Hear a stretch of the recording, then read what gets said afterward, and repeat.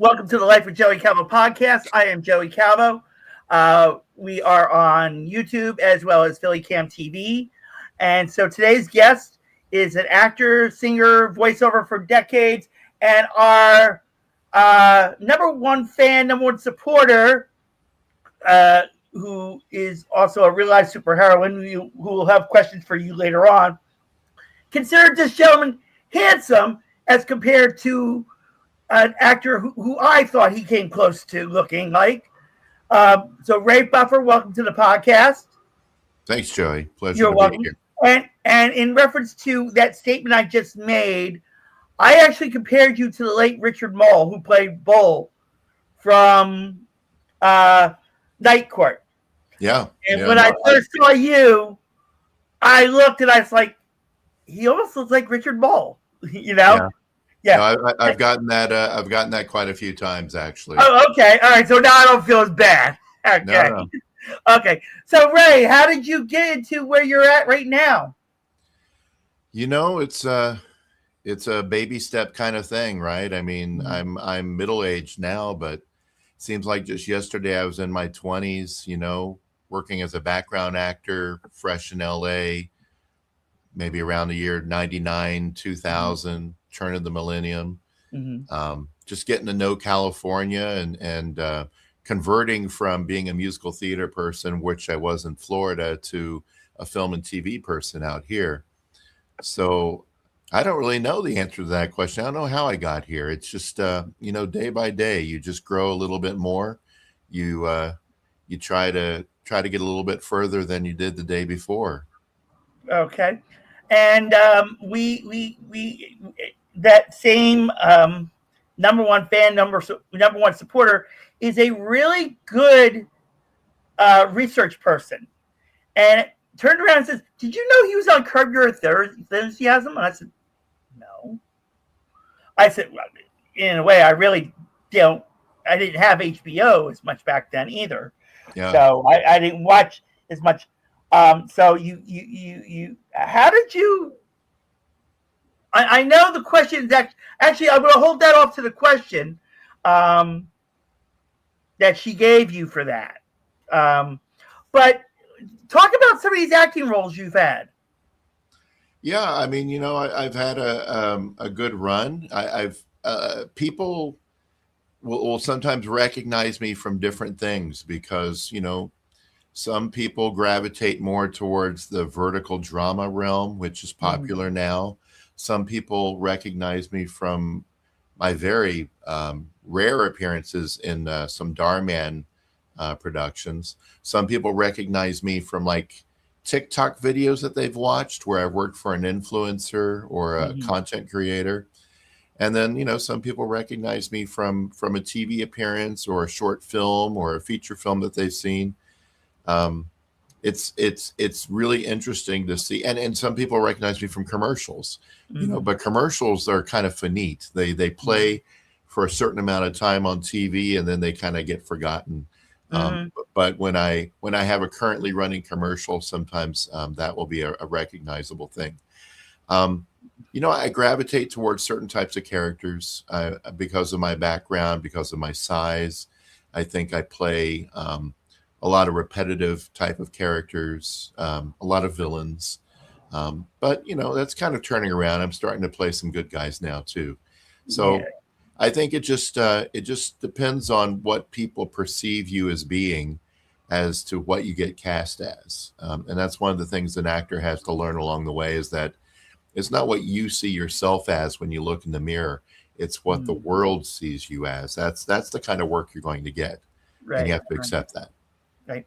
Yeah. And I have seen, folks, I've seen some of the posts he put on Instagram with the one, especially the one where he's in prison and this guy is just someone he was supposed to eliminate in prison and turned around to be his mama at the end.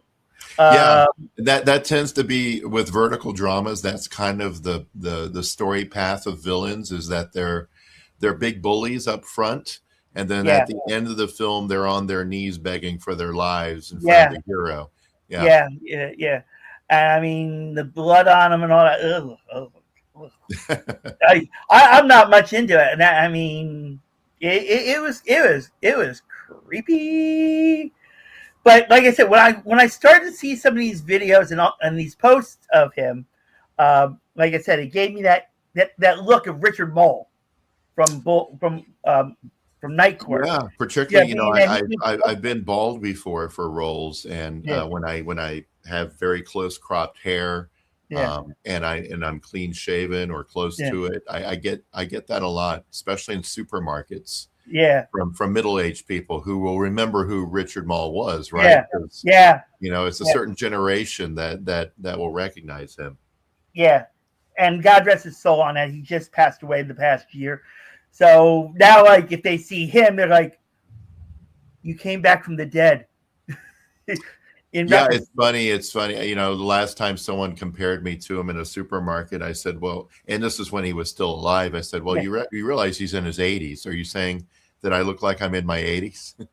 They said, "No, no." When he was on the night yeah. court, When he's on Night Court, yeah, I and he get was it. great. And don't get me wrong, he was a great actor and all that. And like I said, the post that you put up that I've seen, I mean, you come out great, and stuff.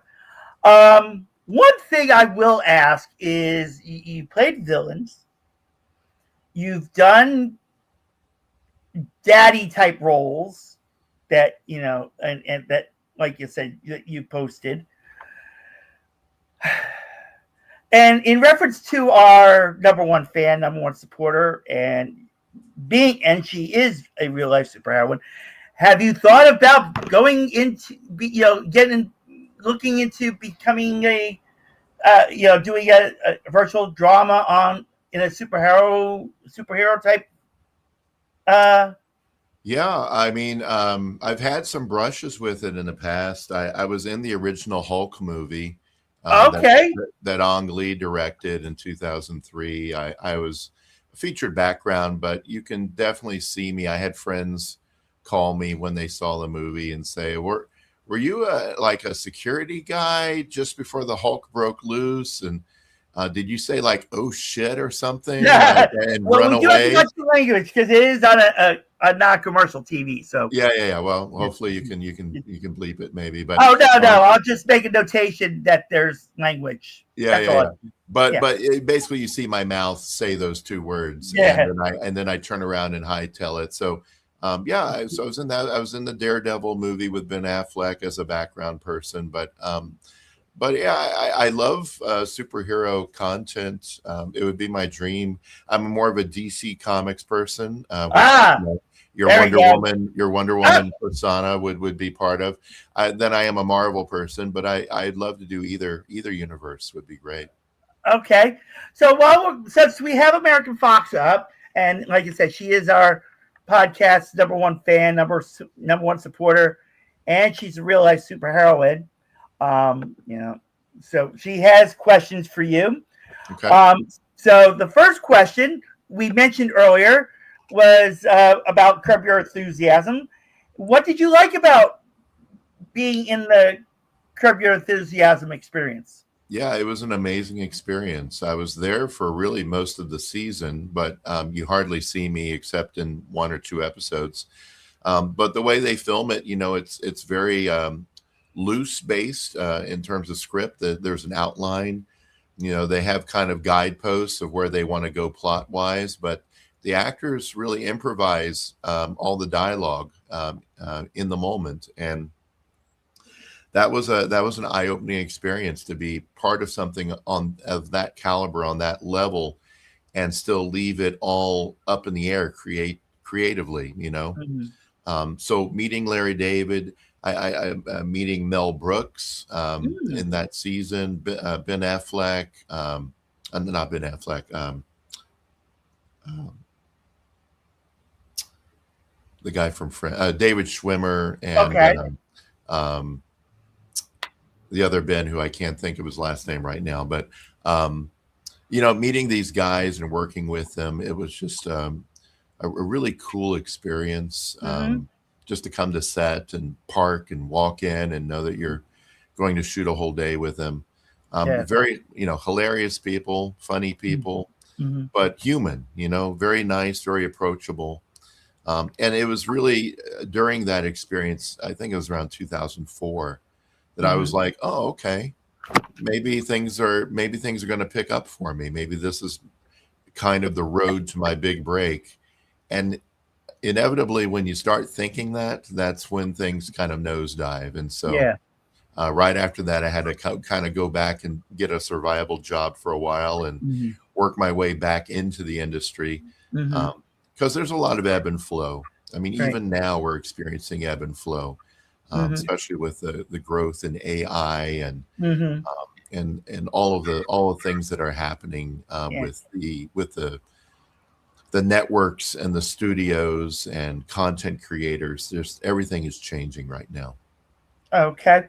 All right. So the next question that American Fox has for you. Um, Actually, before we even get to it, did you ever, being that you did Curb Your Enthusiasm, did you ever get a chance to maybe do the other, like Seinfeld or anything else that was Yeah, related back to in the that? day. Oh, and by the way, it's Ben Stiller. That was the name I Oh, couldn't Ben think of Stiller. it just Okay. earlier. Yeah. Yeah. So working with him, it was just an amazing time. But Yeah. yeah, I did a few other sitcoms in my time. I did what was the one? Is it Just Kill Me? With David Slade or David Spade. You mean David Just Shoot Spade? Me? What It's was it? just. It was Just Shoot Me with Just Shoot Me. Yeah, Larson Giacomo, George Siegel. yeah. Um, yeah. I was in I the love that. I used to watch that show. I I mean, was I the didn't I was see a that. guy in an elevator for an episode of that, and I, Oh, I can't okay. I can't I can't find the clip that I was in, Yeah, but yeah, I did an episode of that. yeah, Sitcoms are cool. They don't film them the same way anymore. right. Back in the day, you would rehearse during the week, and then at the end of the week, they'd bring the studio audience in, and then you Yeah, would you would film. They don't do that so much since COVID because they yeah, got used to kind of cheating the audience during COVID, and so yeah, now it's kind of filmed as they rehearse. I did yeah. an episode of The Neighborhood Okay. um, within the last few years, and that was filmed the new way, where as you rehearse, they film it with three cameras, and there's Okay. the audience is they have maybe 20 people that are probably on staff sitting in the audience doing live responses, and then they just pad that sound and add additional laugh tracks. Right. So it's Yeah. not the same as it was, which is Mm, unfortunate because yeah. it was a real sense of the theater, like when Mhm. you did a sitcom in the past, and now it's a little more homogenized. Yeah. And so you did Curb Your Enthusiasm. You did Just Shoot Me, and somehow I don't. And like I said, I used to watch that show. I used to love that show. I actually had a kind of a crush on San Giacomo. Oh, She had because she had longer hair back then, and she had just gotten over Pretty Woman with Julia Roberts, and she's a great actress. I mean, she was great, and I did see her in other shows after that, but she doesn't look like she did back then. And I mean, she was fun to watch. And then David Spade, of course, went out from that, coming off of Saturday Night Live, yeah. onto shows like that and stuff. So whatever, what, so you did, like I said, you did Curb Your Enthusiasm, you did The Neighborhood, you did Just Shoot Me. What other famous um, sitcoms that you can remember that you did that you enjoyed? Yeah, really, there wasn't a lot of them. There was, I think there was a program called Sisters, My Wife and Kids, Yeah. with Damon Wayans. Yes. Those were in the early 2000s, and Yep. that was back when I was doing a lot of background work, and so a Hmm. lot of those roles were just background. But it was formulative going on Hmm. those sets and learning how they operate and learning how they're different from an episodic TV Hmm. show or a feature film or an indie film. Hmm. Getting kind of learning by doing, jumping in, with both feet and just learning the industry from the inside Yeah. was a valuable thing back then. It's paid off now. I mean, Yeah. I feel like I've seen and done most every format, so nothing surprises me when I walk into it anymore. Okay, so let's go. I actually had about 6 years ago. I actually had Gregory Jabara from CBS's Blue Bloods, who plays Deputy Commissioner Garrett Moore in the Okay. show. And at the time that we did that, that was the day that William Shatner went to space. Did you ever do dramas like that? I thought you were going to ask me if I've ever been to space. No. Yeah, episodic drama, sure. I haven't done as many recently, but yeah, back when I was doing the background work, I did quite a few of those episodic dramas. Any Day Now, Providence. Mhm. What was the Practice? Um, Ah, Sally Sally Field with had a with pilot called The Court. Sally Field was in, but it didn't take off. I think they only yeah. did 4 or 5 episodes. Same is true with Line of Fire with David Paymer. I did an episode of that, but it Okay. only had 7 or 8 episodes, and it got canceled. But yeah, lots of episodic dramas I mean, Ally McBeal. I was on for an entire season, just doing I was one of those Another background show I people watched. in the office. Yeah, another show I watched, and again, somehow didn't. Well, maybe back then I was more focused. Actually, I was more focused in Ally McBeal. I was more focused with Portia de Rossi when she had longer hair back then. And Right. yeah, and folks, yes, between that and you see American Fox on there, and she's got long hair, and you see kind of a little thing in there in reference to that. But yeah, I loved Ally McBeal because it was funny.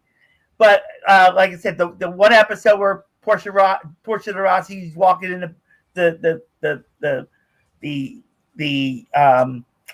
all gender bathroom, and she's taking down her hair and all that, and I'm like, oh my god, like wow, like it was really.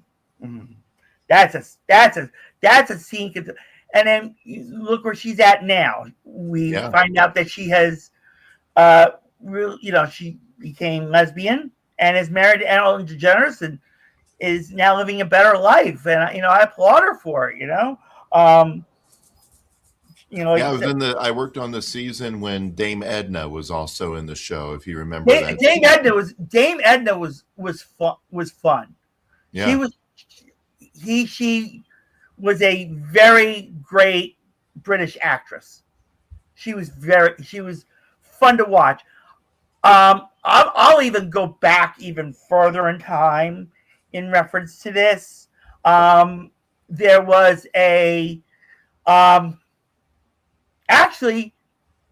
this was actually a puppet. If you remember Waylon Flowers and Madam back in the 70s and 80s, that Madam was just as fun, and Dame Edna kind of brought out what Madam was like in the 70s and 80s. Oh, Madam, yeah. No, I remember. I know who you're talking about. Yeah. She was the puppet. I mean, she actually had a TV show that didn't last long either. That actually had I think either Judy or Audrey Lander. Judy. It was one of the 2 Lander sisters. But I mean, back then, like you said, comedy was shot in great ways. Now it's like if you watch The Neighborhood or if you watch Young Sheldon or The Big Bang Theory, it's not like it used to be. When you watch like Three's Company or even Friends, or even Friends, or even Will and Grace, yeah. There was a lot of enthusiasm put into the shows. Now it's just like, okay, this is happening, haha, move on. Right. It's not. Now, another thing that we didn't touch that American Fox brings up is this. And the question is, what is one of your favorite music experiences? One of my favorite music experiences. Wow. Um, I have a few, but I would say that I had the fortune. A friend of mine passed away recently, but I had the good fortune. He had formed a couple of choirs that went to Carnegie Hall back in, I think it was 2018, and I was Mm. one of the members of the choir. So it was nice to go to New York and stay a few days, and then go to Carnegie Hall and perform with his group. A beautiful hall. I mean, historic. Just to be there and say you played Carnegie Hall is just really kind of cool. It's like a bucket list thing to check off as a performer, I guess. But I've had some in musical theater. I've had some wonderful experiences performing for live audiences. I when someone comes up to me after a performance and says, "You had me in tears," or "I love that song so much, I'm going to have to go home right now and download it or find it somewhere," and Mhm. thank you for introducing me to this, or thank you for this story, or making me feel a certain way. Those are the experiences that stick with you, and they happen fairly frequently, if you're doing a good job. And fortunately, I had a number of those experiences over the years in different productions, different places. um, Mhm. and that's what you live for. You want to bring that experience to people. Right, right, right, right. And so, um, like it said in your intro that you were a sing. So what type of singing did you do in reference to when you were you singing what was in like what was scripted in a movie or TV or Broadway Yeah, or so my background is in musical theater. So musical in theater? So like Florida, Broadway. Okay, I okay. was born in Florida. So in Florida, where I worked until 1999, I was Mhm. doing contracts at regional theaters, dinner theaters, um, theme parks, but I would perform as a singer. So it'd be musical theater type of work. Oh, okay. And And so then you. when I came to California, I did produce some musical theater as well, and I was in some of those productions. So my training is in musical theater, but it's allowed me to also sing classically. So Mhm. when I mention choirs and churches or concerts, those are typically classical music concerts. So I can go there when I need to. I can sing opera, but it's not my favorite. But I'm going to be doing. I'm not Jewish, but I am going to be singing High Holy Days for a temple coming up. Uh, Okay. every Sunday I sing at a church in Whittier. It's an Episcopal church, but they hire singers to kind of lead the volunteer singers, Mhm. because I read music and I have a strong voice. So that's a job, but it's also enjoyable. It also stretches my voice and keeps me fresh and allows the voice to open up so that when I have acting work, Mhm. I don't sound like I haven't used my voice in a week, right? Mhm. Okay. All right. So, and I've had uh, I'm into smooth jazz myself. So I actually had a smooth jazz guitarist by the name of Eric Essex on here, and the first time I had him on, um, I actually had met him through a song that kept playing on my Spotify called Late Night Drive, and I'm like, you know, when you have the free plan, you can't choose what music gets played on there. But this song came up, and as it kept every time it kept coming up, keep being played on my Spotify. I'm like, this actually isn't bad. So I turned around and found out he had a YouTube channel. I went to him on YouTube. I said, listen, I do this podcast. Would you be interested in coming on? Ray, no hesitation, came on. Nice. At the time, we were recording it through phone because we weren't on YouTube quite yet at the time. We were on another platform, and we were also on Anchor.fm, which Spotify bought later on. And so the first time I opened up my mouth in reference to it, I said, I wish I could have an autographed CD of his. Within a week, I had an autograph of songs from the Big Chair that he did Late Night Drive on, and it's sitting on my dresser counter. Nice. In reference to it, it's never been unwrapped or anything because the autograph and all that. But I got into his music, really much right after that. And so, like almost every single he's done, I have it mixed in my Spotify, and then he turns around and he does a remake of "Ain't No Sunshine" with Ruben Studdard from American Idol. Right. And I was like, you got to come on the podcast and tell me how this happened. To find and folks, you have to go on the Life with Joey Calvo YouTube channel to see that episode.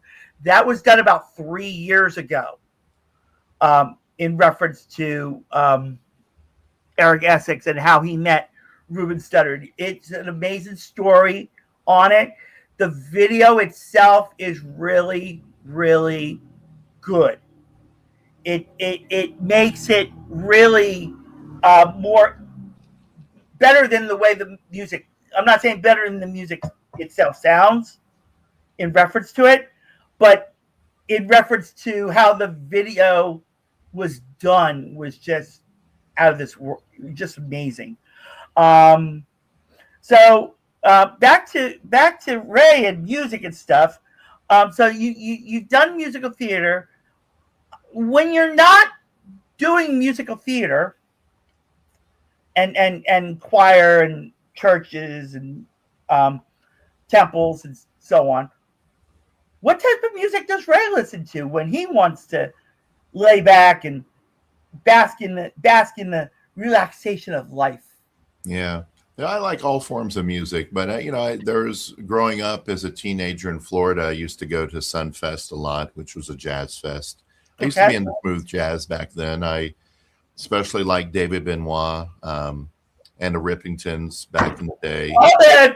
All right. High five for that.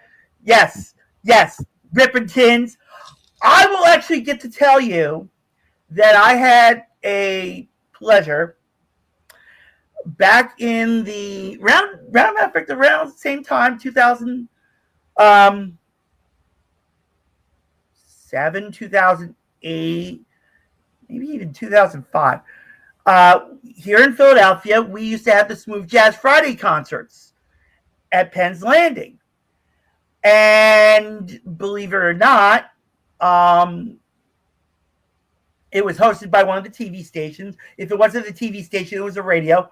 And if it wasn't the radio, it was another TV station at the time when they did it. And so I had the opportunity to meet at the end. At the end, they let you go up and meet them as well. So I had the honor of meeting like Brian Culbertson.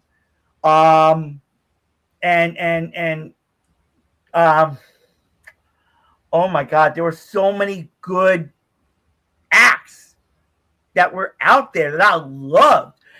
And David Benoit, believe it or not, played at the West Oak Lane Jazz Festival back in, 10. This was while Al Jarreau was still, and it surprised me that Al Jarreau and David Benoit were both on the same stage at that time. It was the most amazing event I ever went to.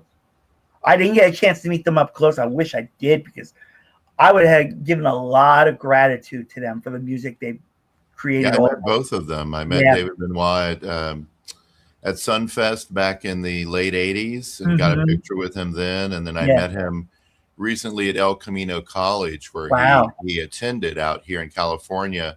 Mhm. So it was like 30 years later, and I got a picture with him both times. So I have like Yeah. a 30-year-old picture and then a more recent picture. It's pretty cool. And Al Jarreau, I saw him perform at Pleasure Island in Disney World Mhm. in Orlando back in the 90s. Mhm. He's an amazing performer.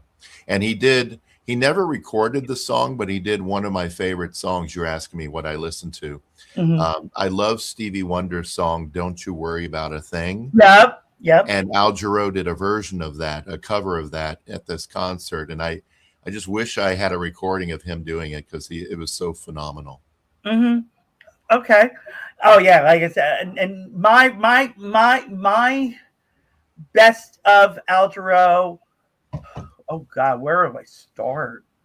I mean, it goes from Morning to the theme to Moonlighting to um, After All, and After All became like my, or no, my it there was a theme song to me, to my life. It's Al Jarreau's All or Nothing at All, literally, because I'm either all of it or none of it. Mm-hmm. It's like if you want to be with me, you want to be with all of me or none of me. I don't put anything in the middle. I attempt to never be a so. It's if someone wants to really be with me, they either need to accept all of who I am or none of who I am, and that song just brings it out in reference to it. Sure. And then of course you got Morning, and Morning is another great song. Like I said, he was a great, and then him and George Benson really did a awesome job with Breezin', because there is an actual vocal version of Breezin'. You hear George Benson's Breezin', you just hear the instrumental. There is a single with Al Jarreau doing the vocals to that song. Yeah. And it's just amazing. All right, so you're into smooth jazz like I am, so there's a plus. We brought out the late Richard Mole. We brought out Curb Your Enthusiasm. So the other comparison I get a lot is David Harbour. He plays Sheriff Hawkins on Stranger Things. Okay. I don't watch Stranger Things. Yeah. I don't have. But again, I don't it depends on where you're coming from, right? Yeah, you recognize me more as Richard Mall, but Yeah, someone yeah. who watches that show will say, "Oh my God, you remind me of David Harbour." Yeah, and like I said, the first time now I'm going to give Ray some credit, and I'm going to even ask him how he managed to put me in a suit when he first promoted this podcast. He put out an AI generated picture. Yeah, I don't know if you noticed, they put you in the very same suit I was wearing. That's why Yeah, I took it down too. I was like, I turned around, I was like, how did I get a suit? I don't even wear suits. And I was like, wow, like this was very interesting. And then he put me in a different T-shirt than I normally wear. But I was like, I had shut it off. I was like, I'm in a suit. I was like, and after I looked at it, I had this little thought because, growing up, I was in the game shows like The Price is Right, Tattletales, Password Plus, Press Your Luck, and all that. And I actually, believe it or not, I don't know if you even remember this person. I actually had Todd Newton. Now, Todd Newton, he's a game show host, right? Yeah, he's a game show host now. But when he first started, he was on E! Entertainment Network when it first came out. Mm-hmm. He was doing the interviews and doing like the news and some of the E! shows before he went out into the game show, being a game show host. And now he does Price is Right Live, and I actually got to see him at Harrah's Atlantic City back in 22.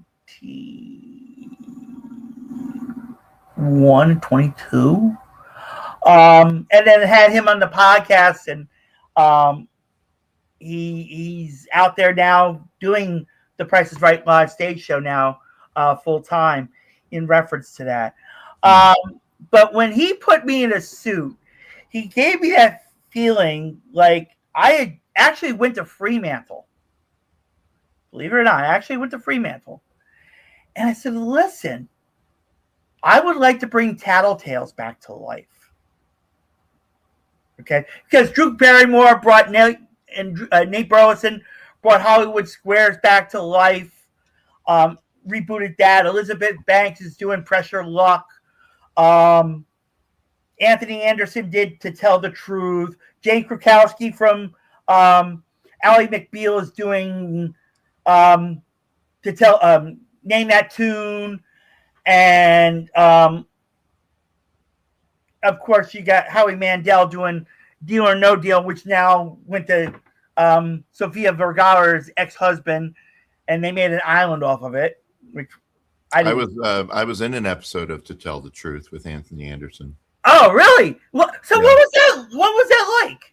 I was one of the liars. I was one of the people trying to deceive the judges. So I was supposed to be a blues musician, and the actual blues musician on that episode was, God, I can't think of his name right now. I have to look it up. But he's a blues guitarist. His name's just not coming to me right now.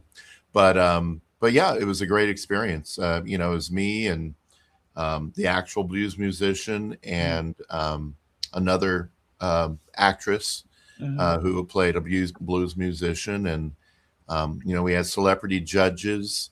But yeah, you can look it up. It was about 3 or 4 years ago. I have some clips on YouTube or so. Okay, all right. Yeah. Okay, so now that we've learned, as we're learning more,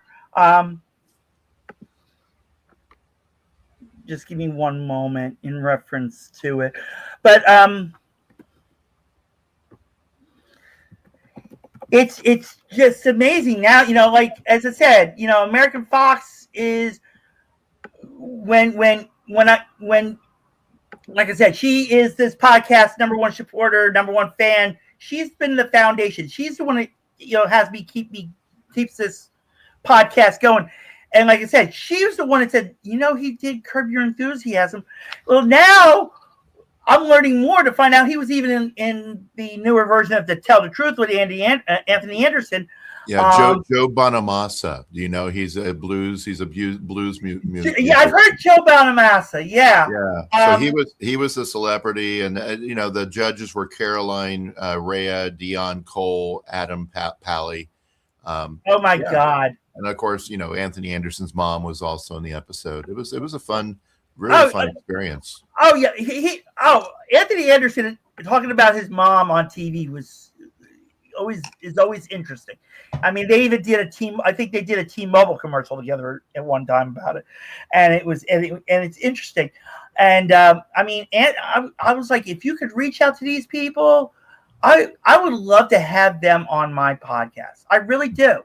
When I had Gregory Jabara on back then, he had his mission gear on, and it was a lot of fun. We went over an hour on it, because of William Shatner being in space. So that part of the episode actually stayed in YouTube because, with YouTube, you can go an hour and a half. I actually did 5 hours on YouTube at one time with a guest, and I just let the guest do a seminar off of it, and it went 5 hours plus. I had a former classmate. We were talking conspiracy theories. That lasted 4 hours. So, stuff like that would be very interesting. So, you can always reach out to your celebrity friends and say, listen, I did this podcast. He loves talking to celebrities. Maybe come on air and, promote yourself a little bit more. And Sure. because I love promoting celebrities, I really do. I'll even tell you the first celebrity that I had on this podcast 7 years ago. Okay, here we go. Now, most of the viewers that have watched this podcast heard me 10,000 times about this. So I'm about to blow Ray's mind out just a little bit with this. The first celebrity that came on this podcast,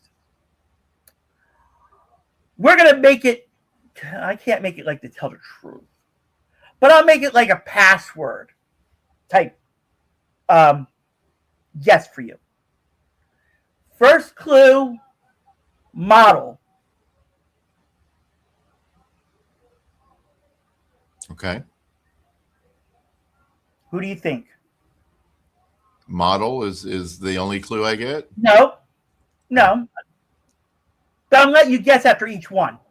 Oh, Christy Brinkley. Okay. Hulk Hogan.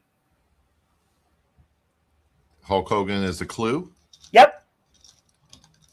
Model Hulk Hogan. I don't know much about Hulk Hogan's life, so I'm not sure where that leads me. He's dead now. Yeah. Mr. T. Okay. Third clue. Howard Stern. Howard Stern. Robin Givens. Okay. Fourth and final clue.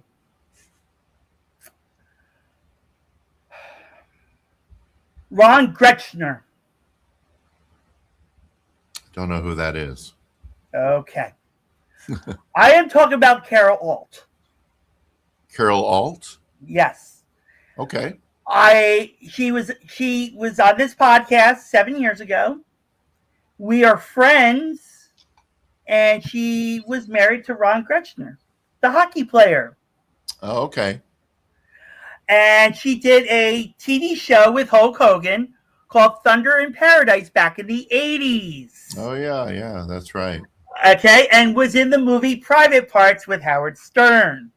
Oh, okay. That piece I would not have put together. Okay, so that's why I threw that in. But Yeah. It was Carol Alt, and we do talk, and like I said, she was the first celebrity that ever came on this podcast. So let us go on to the next question. Being that this actually we're kind of in the month of it, and American Fox brought this out. I didn't even know this. How many times were you Santa Claus? Yeah. Well, and this also connects to something I was going to add too. David Harbour, who you don't recognize from Stranger Things. If you watch superhero stuff, you'd recognize him as Red Guardian. He plays Red Guardian in the Marvel universe. Okay. And you'd also recognize him as the Santa Claus in Violent Night, which came out a few years ago. There's a sequel in the making where he plays kind of a badass version of Santa Claus. But to your question, or to her question, quite a few times. I mean, I do Santa Claus in commercials, in TV movies, in feature films, short films, and in live events. I used to do a lot more, when I was a lot more in-person events, maybe 10 years ago, six or 8 years ago. But I don't really do those as much anymore, except to return clients, certain photographers that still call me up and ask me to do in-person stuff. But mostly, I'm mostly for TV and film now.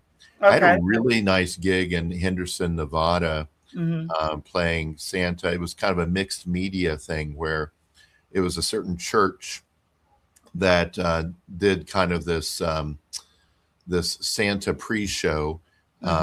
And it was, some of it was film quality, like, a film version that was kind of projected. And then the story would continue with live action on stage. And we did that for a few years, and that was a really nice gig, very high production value. Oh, okay. So I've had quite a few experiences playing Santa, and it's again, the types of roles that I tend to get cast in are bigger than life characters. So typically that's villains, but in the case of Santa Claus, it's the kind of the opposite, right? He's still big and kind of overblown, and those are fun characters to play. Okay. And the last question that American Fox has for you is this, and it kind of is interesting. Do you really enjoy dressing up in costume, or do you rather when you do Be these? naked? Well, no, I wasn't going to say that, but being in less like regular clothing type, Right. Yeah, no, I let me put it this way: when a costumer, and the industry's changed a lot. Now we have.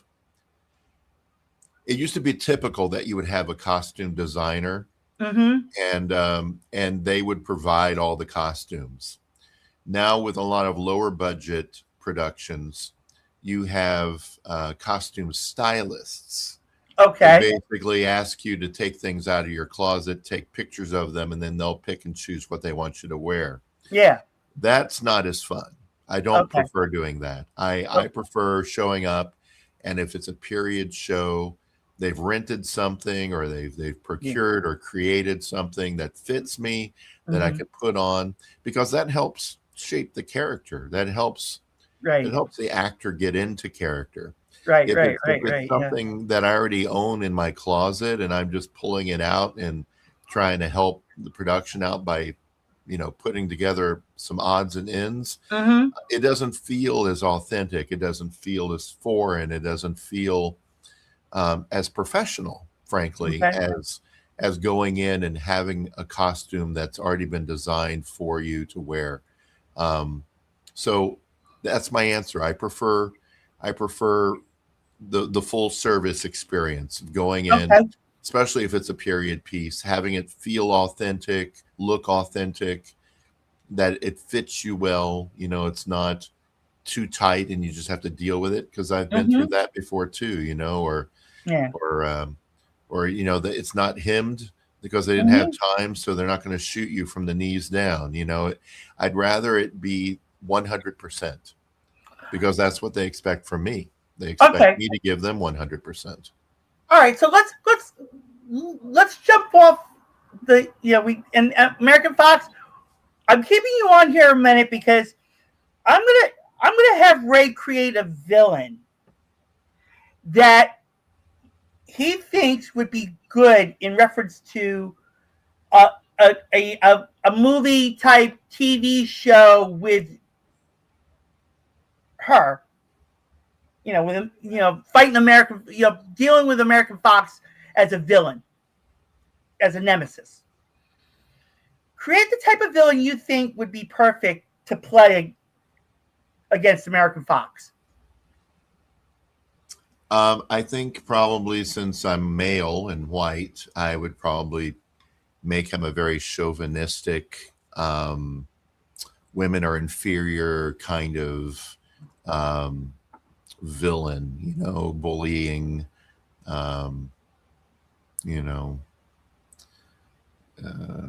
if it's Wonder Woman, then maybe he's kind of like the antithesis of that, like Superior Man. Okay. I'm Superior Man, and you are no Wonder Woman. Yeah. You're inferior. Okay. Man was made to order women around. Do my bidding. Okay. All right. Yeah. Because I once in a while I dabble and I have a little fun and I write these little stories. And I had one where now American Fox is Amazon like Wonder Woman, just without a lasso, just to give you a heads up. So what you described as the villain, I kind of had that one time, But what type of power would you use in order to be that type of villain on her? Like, would you do I think like I don't know if she has the lasso of truth, no, but she I mean, doesn't. No, no. That's the only difference between her and Wonder Woman. There's no lasso. oh, okay.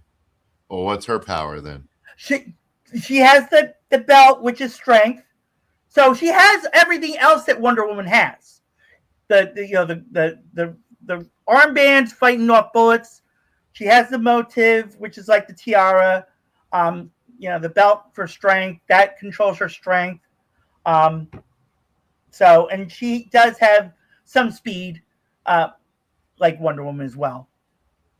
But I loved, like I said, I like how you brought up, what type of villain you would be to her.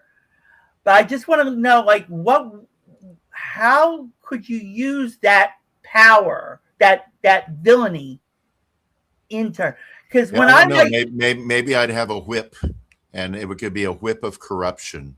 And okay, if I okay, touch her with the whip of corruption, it gradually deteriorates her goodness, her personality. It slowly makes her evil. oh, that is it. If I could afford a budget to do that, boy, I would love that. She will probably tell me after she sees this podcast, because she gets copies of it because of the questions she sends. So when she sends questions, she gets the actual video like you would, of it. And I think after she sees this, she'll be like, because she did say, when I said that you had looked like Richard Mole, she's like, he's more handsome than Richard Mole is. Oh, And I turned around and said, okay, so you prefer him over me. Just, I didn't say that, but like in the back of my mind, I was like, okay, but, like I said, something like this and now, bringing this out even in reference to it. And as our time is about to end in about 7 minutes, I do thank you for coming on, Ray. You're welcome to come back on anytime. So my last question as we're going out is, and you're putting up new posts on Instagram of these next roles that you've been coming up with. Can you describe very quickly what roles you're getting left and right yeah, now? yeah. Well, I would invite your listeners, watchers, to follow me on Instagram. I'm on there as at Ray Buffer Productions. Okay. And yeah, so in about a week or so, I'm going to be heading to Michigan, to rural Michigan, which I've not been to before. Mm-hmm. But I'm playing a dad character for a family drama, shooting for about a week Mm-hmm. for a feature film. And he's a farmer who has a son who has a great future in baseball, but then succumbs to an injury Mm-hmm. and goes down, has a little bit of a downward spiral due to his injury. And Mm-hmm. it's about him building himself back up again, meeting someone who inspires him. And her name is Shirley, and the name of the film is called Shirley. Okay. So looking forward to that experience. Mm-hmm. I've got some verticals, these vertical dramas. They're not going away. They're just kind of changing right now because Mm-hmm. the industry is in turmoil about AI, as is the whole film industry. But right now, what's happening with verticals, these soap operas that are shot, for mobile content in a vertical format, Mm-hmm. is that the companies producing them are using AI to first shoot their entire script Mm-hmm. using AI, and then Mm-hmm. they test it. They see, okay, do people like the story? Will people follow it? Okay, well, if it's doing well in AI format, now we're going to get live actors and reproduce the same Mm-hmm. movie, but with live actors. And that additional step, that process, is taking work away from us because whereas they used to just trust their material and just produce it, now they're being more careful and using AI as this extra filter to determine whether they want to fully produce production. It's reduced a lot of the work for a lot of us. But there was a time when we were working all the time because of these verticals, and now it's a lot more competitive. So we'll see how it changes, how it migrates. Everything is ebb and flow. And, Okay. you know, And one more quick question. We still have a few minutes. One thing we didn't touch about was the voiceovers. mm, So yeah, briefly, just talk about within a minute or two what type of voiceovers you've done. yeah. I mean, I mostly do straight voiceovers where I'm the spokesman, or a person trying to sell you something, those authentic voice type of things. But I've had some fun things along the way too. I did a cool little PSA for the Red Cross a while back where I was the voice of a singing eyebrow. So there's a guy's looking in the mirror in his bathroom, and his eyebrows grows a mouth. Oh my God! Talking. Yeah, I remember those days where like people were like looking in the mirror and like like if it's not the eyebrow, it was another piece of the body that was like would start talking, and I'm like, oh, how cool, listening to that. Yeah. But I've done the standard narration voiceovers for like for PETA, the animal rights organization. But yeah, I'd like to do more. I'd like to actually venture more into audiobooks. I think Okay. that's kind of an untapped market for me right now. Right. And so I expect that I will start moving into that arena within the next few months.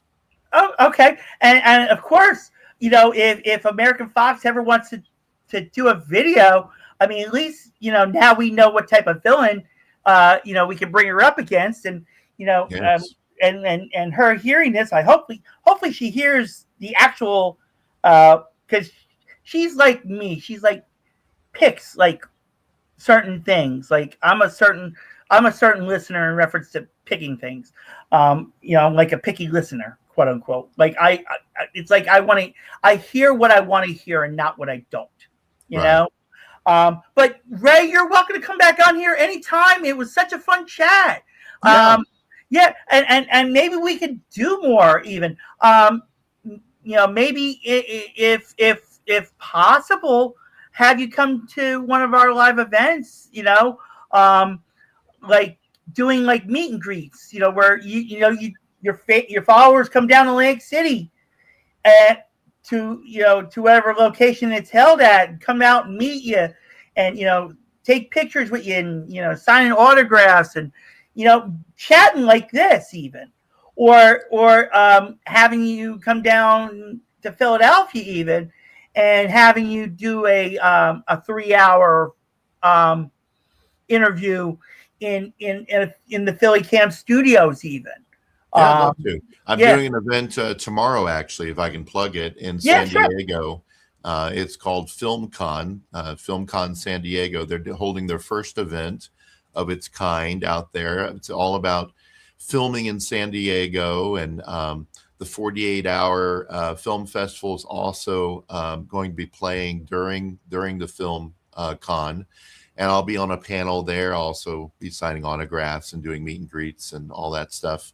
But it's all day tomorrow, beginning at 10 a.m. in San Diego at the Encore Event Center in San Diego. And people can go 7 a.m. Eastern time, folks. That's after the play of the Life with Joey Calvo podcast on PhillyCAM TV. Yeah, people can go to my Instagram if they want to learn more, or just look up FilmCon San Diego if they happen to be in California. But yeah, I'd love to come to Philly sometime. And it's been a pleasure. I'll make sure that Superior Man has his whip of corruption ready. Ready to travel. And thank you so much, Ray. Thank you so much for coming on. Thank you, everybody, for watching the Life with Joey Calvo podcast. God bless you all. My pleasure.